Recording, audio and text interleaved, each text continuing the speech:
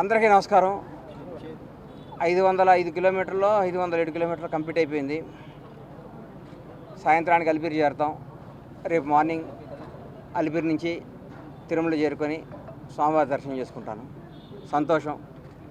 జనవరి 19వ తారీఖు నాడు షాద్నగర్లో ఈ యాత్ర ప్రారంభించడం జరిగింది. ఒక్క అడుగు కూడా దేవుడి పాదాల దగ్గర చెప్తున్నా, ఒక్క అడుగు కూడా తప్పు చేయలేదు.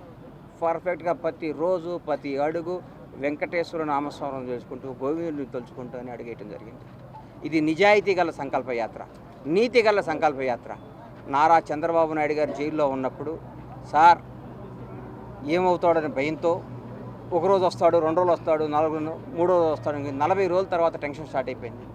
ఏమైపోతాడా, అసలు చంద్రబాబు నాయుడు గారు బయటకు వస్తాడా రావడానికి దిగులు స్టార్ట్ అయిపోయింది. ఒకరోజు సుప్రీంకోర్టు న్యాయస్థానం దగ్గర బయటకు వస్తే గౌరవ న్యాయమూర్తి గారు ఇది నా ముందు కాదు, నేను వాదించునని పక్కన పెట్టడం జరిగింది. అప్పుడు గుండెదడ స్టార్ట్ అయ్యి బయటకు వచ్చి ఆకాశం వైపు చూసి, ఏడుకొండలవాడ చంద్రబాబు నాయుడు గారిని కాపాడు, నువ్వు తప్ప ఈ లోకంలో కాపాడేవాళ్ళు ఎవరూ లేరు అనిపిస్తుంది, దయచేసి ఆయన్ని ప్రాణాలతో బయటకు తీసుకురా, నా గడప నుంచి నీ గడప దాకా నడిచొస్తావు స్వామి, ఇంతకంటే నీకు మేము ఇచ్చుకోలేము, దయచేసి మా మొర ఆలకించని మొక్కటం జరిగింది.